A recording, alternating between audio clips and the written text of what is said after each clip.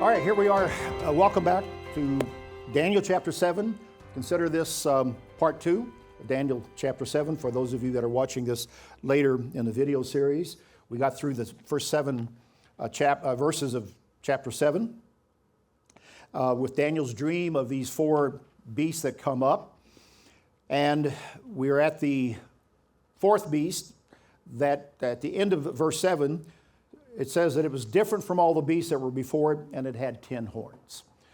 So we'll start moving, and we do want to cover the remainder of the chapter in this session, so we've got a lot of material to cover. And I'm sorry, but the fire hose is still in my hands, and so we're going to be putting out a fire hose. So buckle up and make sure the seat bag light is on, and let's get going here. Daniel continues on in verse 8. I was considering the horns, these 10 horns of this beast. And there was another horn, a little one coming up among them, before whom 3 of the first horns were plucked out by the roots. And there in this horn were eyes like the eyes of a man, and a mouth speaking pompous words. Now, we got to unpack this. There's a lot in this verse right here to consider. So he's considering the horns. There are 10 of them, and they represent, on your chart, you can go to that and kind of follow along. These 10 horns represent 10 stages of Rome in succession. As we follow along. And the wording here, the way they're placed here, and what is said about these horns as we move along, help us to understand. Let's go ahead and jump over to verse 24. As Daniel interprets this, it might be good to do that at this point in time. He says the 10 horns are 10 kings who shall arise from this kingdom, and another shall rise after them. He shall be different from the first ones, and shall subdue 3 kings. He shall speak pompous words against the Most High, and shall persecute the saints of the Most High, and shall intend to change times and law. Then the saints shall be given into his hand for a time, times, and half a time. So Daniel begins to unpack, and we'll just use his words to begin to unpack what we begin to read here in verse 8. So let's kind of loop it back here.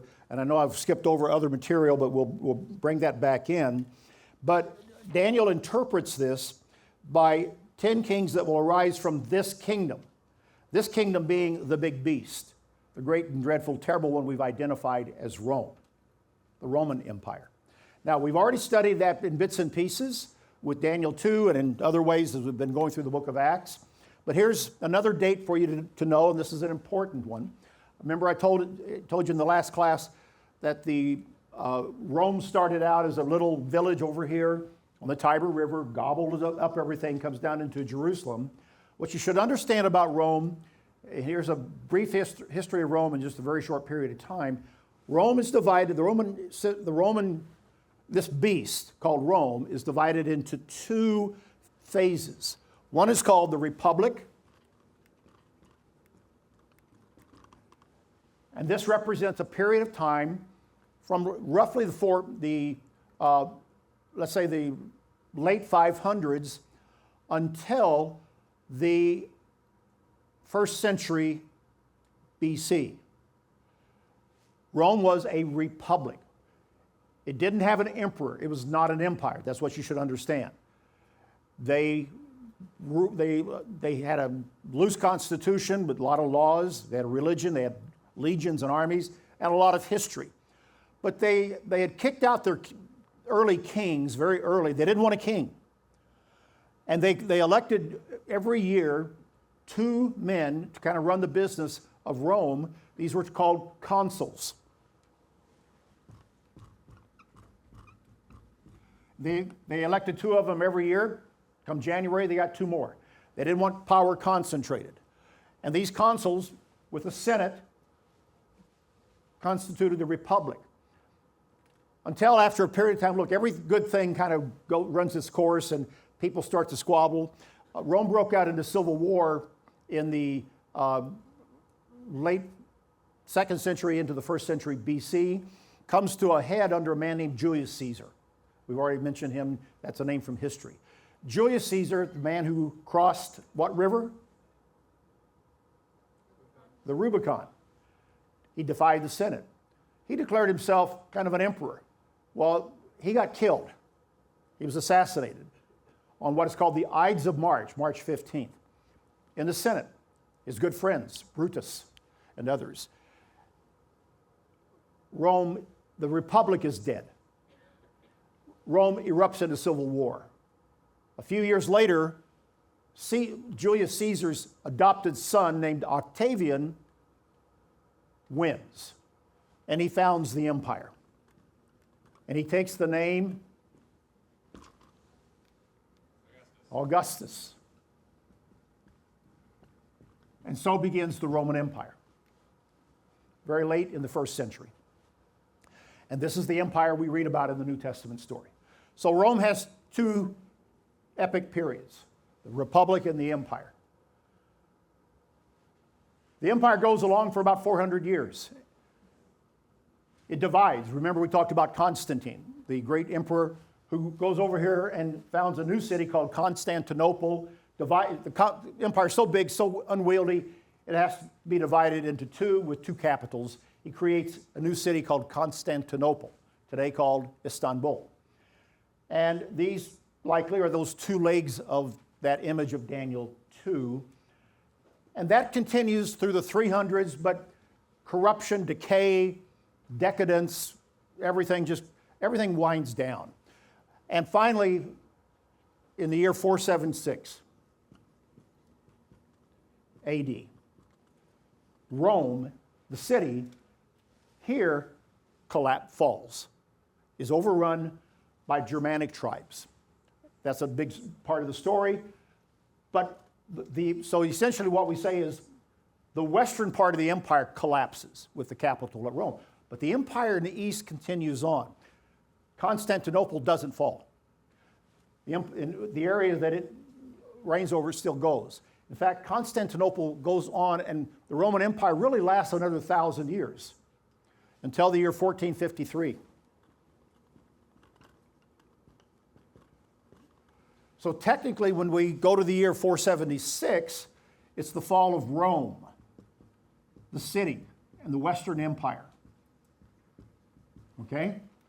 Prophetically, and for our purposes here in Daniel, when we start to look at these 10 horns, we are looking at the history then of this empire in its western part, and the revivals, 10 of them, represented by those 10 horns from the time taken when the city is overrun by some Germanic tribes. Okay? So that brings us back here to where we are looking here at verse 24, where it says that the 10 horns are 10 kings that arise from this kingdom. Historically, we can trace multiple revivals of the empire in the West. We don't have that in the East. That's why we don't look at that from the prophetic perspective. Okay? Constantinople will fall to the armies of Islam in the year 1453. That's a fabulous story in itself as well. And what happens? But there is no sense of revivals of Rome, the Roman system, the Roman Empire, like we have after the fall of Rome with Catholicism, the Roman papacy, and its hold over here, and its influence particularly in Europe, which is why we follow that line of historical progression for these 10 kings. That's about as simple, I think, as I can put that. And the story's told in the book, The Final Superpower, in a bit more detail, and laid out for you there, and represents the prophetic narrative that we have in the Church of God. All right? I like to call it the received prophetic narrative, RPN. That's another acronym you might want to remember. We have a received prophetic narrative or story, and I'm telling it to you. As I said in the other class, this is what we have taught for years. I was given this chart when I was a student at Ambassador College in a different form. We didn't have color printing back then. We just had styluses and clay tablets. But the same information was on the chart that I had. It was in black and white.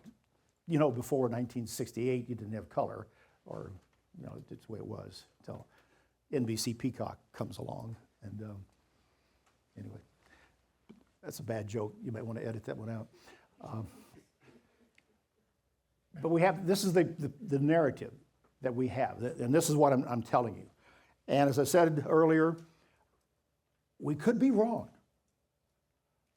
But to quote Charles Barkley, I don't think so. I don't think we're wrong, okay? So always allow a little bit, you know, like I said, after touchdown on the Mount of Olives, we'll know the whole story. But I think in the broad form, I think we do understand it. And it allows us to stay abreast of the world story and the progression of Bible prophecy as we go along here. All right? So, with that,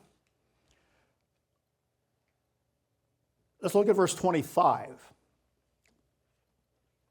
Well, before I do that, let me just call attention that verse 24 says there are 10 kings who will arise from this kingdom, and another shall rise after them.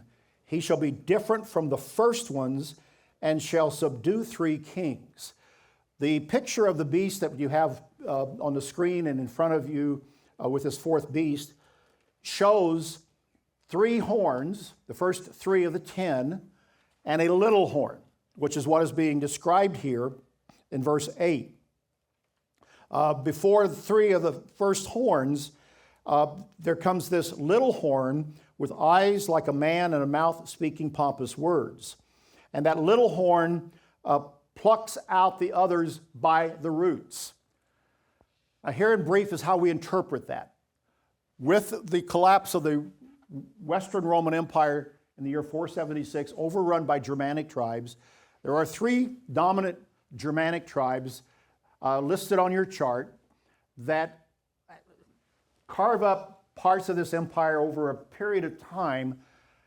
They're called the Vandals, the Heruli, and the Ostrogoths. All right, just look at them as biker gangs that come riding out of the North Territory, you know, with skull caps and masks and everything. And they were not nice people, but they wanted land, they wanted what Rome had, so they came down and took it over. They didn't regard any borders. Rome stopped defending its border. You ever hear about anything like that today? We're a nation that stops defending or preserving a border, i.e. the United States on its southern border. Well, Rome stopped doing that for years, and these Germanic tribes just came in. And 3 of them are of note, those 3 that I mentioned. Each one represents these 3 different first 3 horns.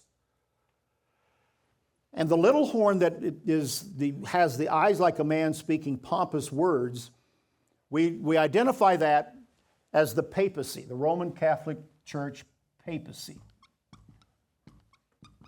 or the RCC, Roman Catholic Church. Okay? Real brief.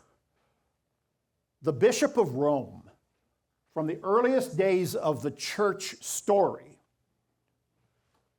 ultimately becomes a very powerful figure in the first few hundred years of the church story. And Bishop of Rome is not the Pope in the early years, but the whole system begins to build around Rome. I told you the other day in class that we can trace that in Rome probably is where they began keeping Sunday, where the Church of God began keeping Sunday late in the 1st century AD. We know that from history. So a lot of bad things began in Rome. In the 2nd century, they start keeping Easter. And one of the ministers from over here in Asia Minor goes to Rome to have a meeting with the bishop of Rome and say, hey, we're still keeping Passover and days of unleavened bread over here. Why are you guys now keeping Sunday and Easter? Well, they agree to disagree, but Rome eventually wins. And their heresy takes over the church and becomes ultimately, with other doctrinal changes, including the Trinity, the Roman Catholic Church, or the papacy. Now, it's not the global papacy we know today. It's not the wealth and power of the Catholic Church we know today. That grows and develops through the years. But the institution is there, and I think that when we identify, and others have as well, this little horn as the papacy, I think we're on firm ground, historically and biblically. Go back to verse 25 of Daniel 7, where Daniel interprets this little horn. He says, he shall speak pompous words against the Most High. That's God. Or another translation says, he shall speak as if he were God. That's the Adam Clark commentary, a very old commentary that actually gets it pretty well. He shall speak as if he were God. Not just against God, but as if he were God. You understand anything about the papacy? There's this idea called, when the Pope speaks on doctrine, he speaks ex cathedra, meaning from the chair, from the throne. And it's with an authority for the entire church, as if he were speaking for God.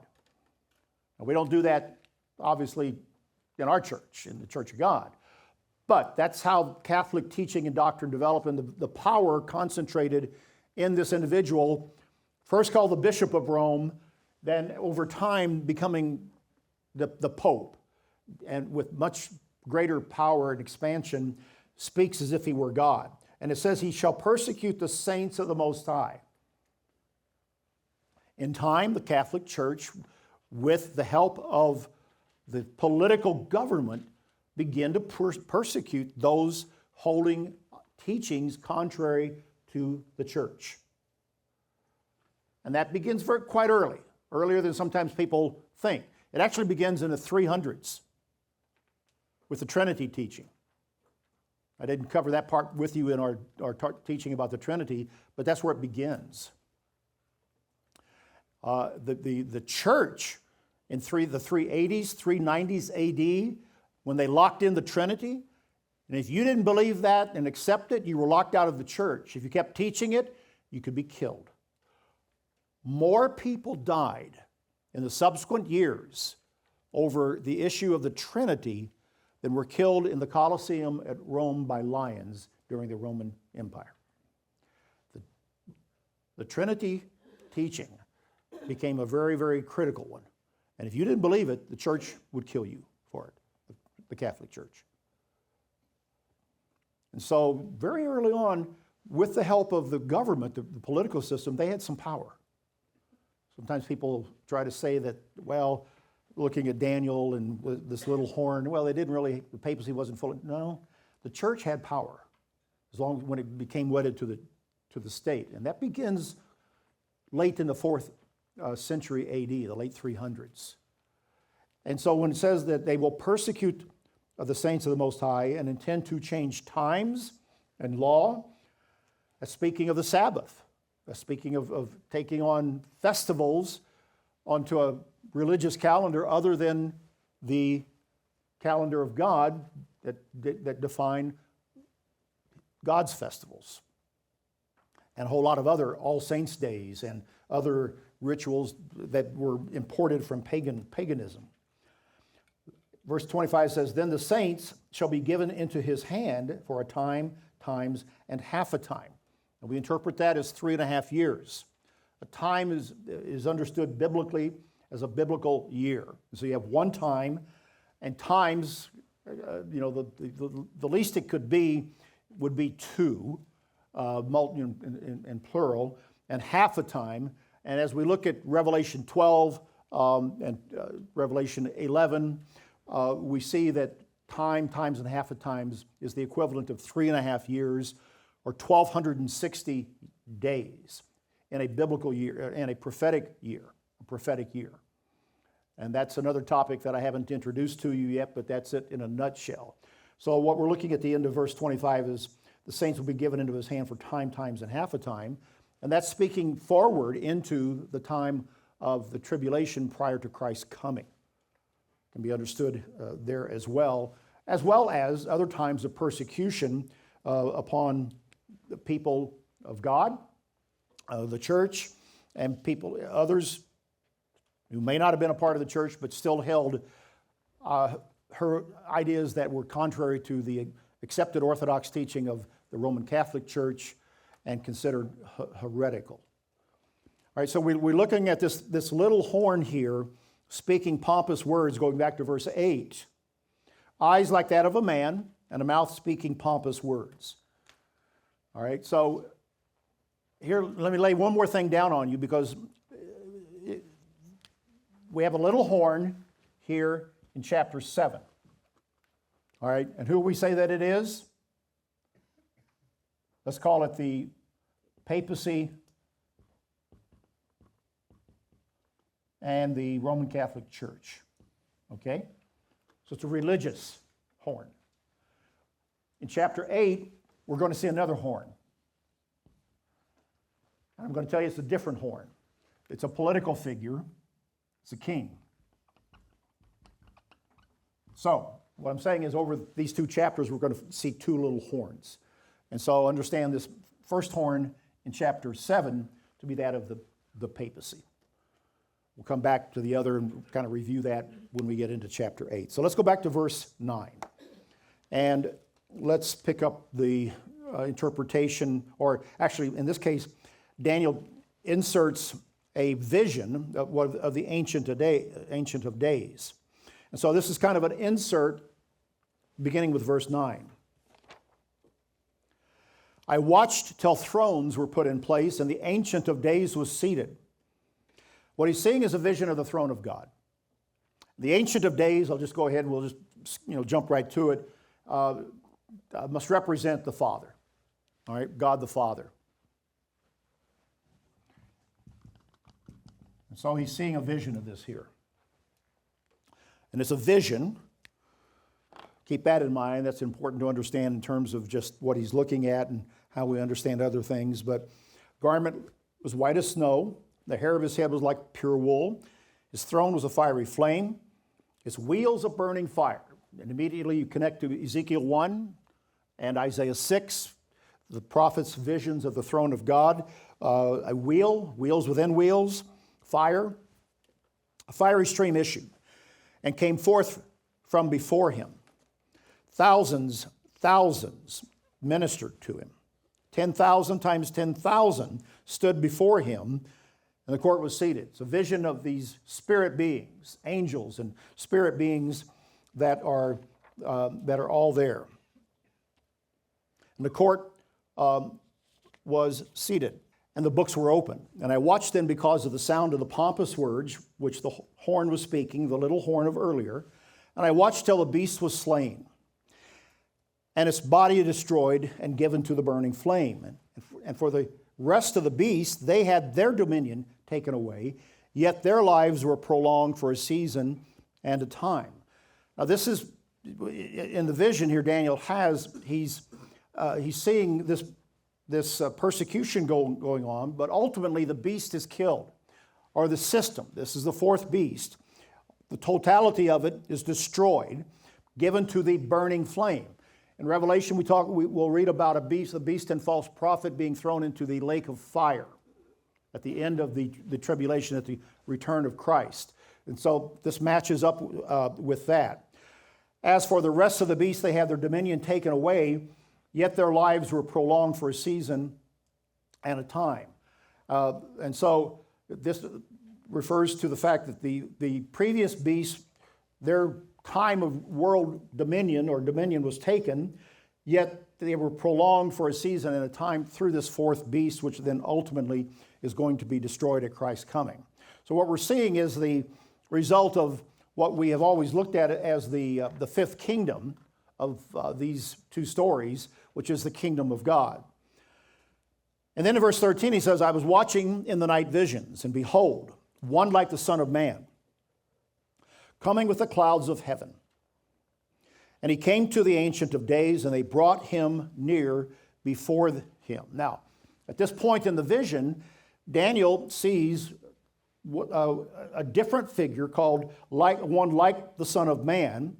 And what he is seeing is a picture of Christ coming within the clouds of heaven to the Ancient of Days, brought near before him. Verse 14, to him was given dominion, glory, and a kingdom, that all peoples, nations, and languages should serve him. His dominion is an everlasting dominion, which shall not pass away, and his kingdom, the one which shall not be destroyed. And so he is seeing then at the throne of God this appearance of the Ancient of Days, one like the Son of Man. Now this phrase, one like the Son of Man, in Daniel, is quoted by Christ in the New Testament. In Matthew chapter 24 and verse 30, well actually Mark 13 and verse 26, Christ was talking about his return to the earth, Mark 13, and it will be in clouds with great power and glory, verse 26 of Mark 13. And then in Matthew 24, verse 30, Christ says that he will come on the clouds of the sky. Again, a direct allusion to what is said here in Daniel 7. And then in Matthew 26 and verse 64, again, Jesus is pictured as sitting at the right hand of the Mighty One and coming on the clouds of heaven, on the clouds of heaven. And so this is a very beautiful picture used by Jesus multiple times in his teaching, which links him to what Daniel sees of one like the Son of Man coming with the clouds of heaven to the Ancient of Days to receive the kingdom. Now we'll read about this again in Revelation about Christ's return and the dominion that he gives as he replaces the kingdoms of this world. And so, in a sense, this is a vision then that Daniel has of the throne of God, and he is seeing something yet to occur, yet to take place. And the emphasis here is quite strong, quite direct, of God's kingdom that is going to come, that final kingdom as the Ancient of Days here, and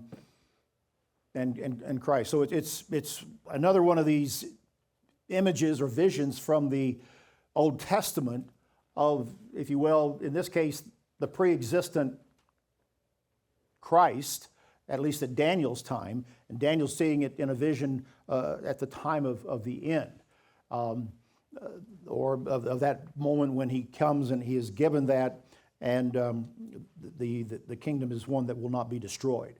If you recall what is said about the stone cut without hands that destroys the image of Nebuchadnezzar on its feet, it shatters that kingdom, scatters it to the winds, and then it grows to fill the entire earth, and there is no end there as well.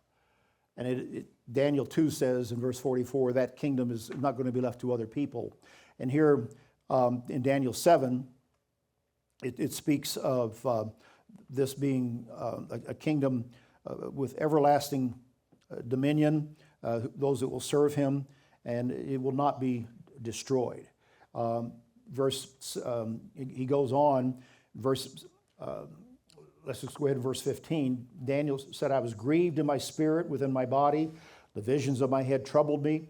I came near to one of those who stood by and asked him the truth of all this. So he told me and made known to me the interpretation of these things.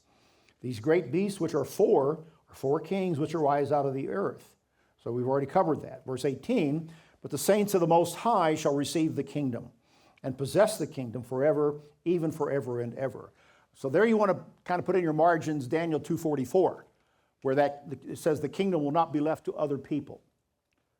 And so here's, kind of put this together, the little horn speaks pompous words as if he were like God and certainly against God, and he persecutes the saints. And that speaks to the position of God's church through the ages, the persecutions that have always been there, and even the persecution that will be at the end of the age upon those who hold to the truth. We'll get into that in Revelation in more detail. But we are told that there will be martyrdom. There will be persecution. A sign of the church at the end of the age will be those who hold to truth and do not take part in this false religious system represented by that little horn that has arisen out of this final beast that has its roots in Babylon and is called in Revelation chapter 17, Mystery Babylon the Great, the mother of harlots. So Daniel is being shown that the people of God are going to win ultimately. But there have been pockets of trouble. There will be one at the time of the end as well. And so ultimately the promise is to possess that kingdom. So, again, I put in a real short plug about the ultimate value of reading the book of Daniel. It goes far beyond, let's say, this understanding of these heads and beasts and horns and everything, and we're going to get deeper into all this imagery. But keep in mind overall that it is told from the perspective of Daniel in Babylon, who is righteous. And his example is a model for us to tell us how to live righteously in the midst of our time and our world. And I call it a modern Babylon, a precursor to that final Babylon. But Daniel's example gives us encouragement to be courageous. It gives us instruction as to how to do it. We're going to read in chapter 6 that he had the habit of praying 3 times a day. 3 times a day. 3 times a day. That's what he did. How did he survive the lion's den? How did he stand up to the beast? Because he walked into the office of the beast, Nebuchadnezzar. How did he hold to his integrity and his faith? Prayed 3 times a day. Had a relationship with God. Didn't compromise his faith, his values, what he believed, even when he could have profited from it. And he was given, and through his words he gives to us, encouragement as to, hey, it's worth it. It's worth it. Is it worth it? To you? To me? Anybody watching here, later on the video? Is it worth it? Well, I've been at it for over 60 years, and I say it's worth it. I say I'd do it again. I would do it all over again. No regrets as to how I've chosen to live my life. Yeah, it's worth it. Because of this and the multiple other promises of God's faithfulness, God's guidance with us, but ultimately we're going to possess that kingdom forever. It's worth it. That's why Daniel is a very important and valuable book for us to study. So we've covered the first 3 horns and the little horn. We've got 7 more to talk about. I'll do that in the last class, but let me just conclude here, or in the next class, which won't be the last class. But let's just finish the rest of this. Verse 19 I found to be fascinating. I told you earlier, I've got 2 shelves of books in my home about Rome. And I still buy them, and I still watch movies that come out about Rome and documentaries and things that I'm fascinated. I've made several trips over there. I've been through Turkey a few times, and Roman Empire was over there. And the joke with my son and I on where we should go for the feast or where we might want to go, I always ask him, was Rome there? And if he says no, I say, I'm not interested. So he said, we're going to Mexico for the feast a year or 2 ago. I said, was Rome there? No, I'm not interested. So now I've been to other places where Rome wasn't, but it's become kind of our in-house joke. And I take it from verse 19. I'm getting to a point here. Because here's what Daniel says. Then I wish to know the truth about the fourth beast. Now that's Rome. He didn't want to know the truth about the third beast, the second beast, the first beast. He said, I want to know the truth about the fourth beast, which was different from all the others. I love that line from A Few Good Men. Tom Cruise has Jack Nicholson on the ropes in the courtroom. And they're yelling back and forth. And the general says, Jack Nicholson says, you can't handle the truth. Tom Cruise says, I want the truth. You can't handle the truth. I love that scene. Daniel wanted to know the truth. I want the truth about the fourth beast. Why? Why that one? Exceedingly dreadful, teeth of iron, nails of bronze, which devour, broke in pieces, trampled the residue with his feet, and the 10 horns that were on his head, and the other horn which came up before the three, namely that horn which had eyes and a mouth and spoke pompous words. He said, I want to know that. Verse 23, he says, the fourth beast shall be a fourth kingdom on earth, which shall be different from all other kingdoms, and shall devour the whole earth, trample it, and break it in pieces.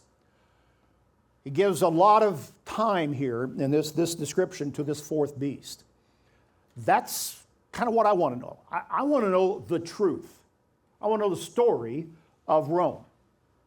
I want to know why it gets so much attention from Daniel, and then through that I can understand a lot about the Gospels, the New Testament background, things that are said by Paul in his writings that happened with Christ, and the things that I read about in the Bible as cultural context and background that just drills deep and gives a deeper understanding, not just of Rome and not just of history and not just the first century, but of biblical teaching about how we are to live. When I take tours, members on tours of Turkey, and we go to these sites of Rome and all, I stand in a Roman theater and I explain what the importance of a Roman theater was. We'll see that in the book of Acts, when Paul nearly gets killed in the amphitheater in Ephesus. The amphitheater was the cineplex of the day. It was the 86-inch television screen in the man cave. It was the entertainment focus of every respectable Roman city. And it's there that the plays were put on. It's there that a lot of civic events took place. But when you understand the way it was all constructed, when you understand what they did there with their plays and with their cultural indoctrination, they were passing along their Greco-Roman, Roman culture, thoroughly pagan.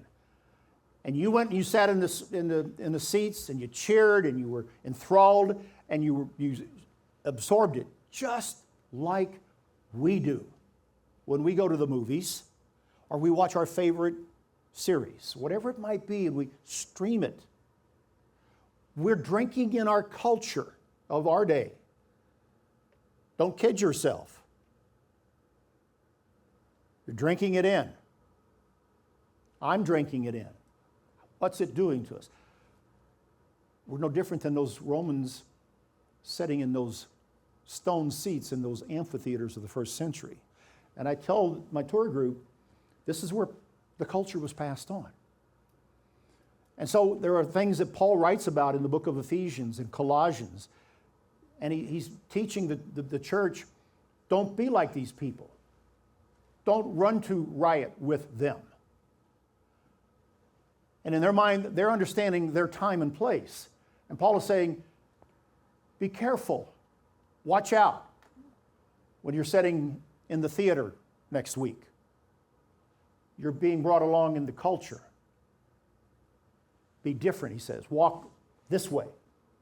Walk a different way, he tells them in Ephesus.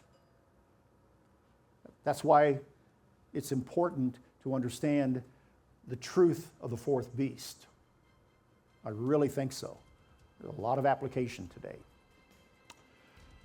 All right, we didn't get into the other horns. Next class, we will get into the horns and then go on into chapter 8. So we're not too bad. We're still making hay while the sun shines.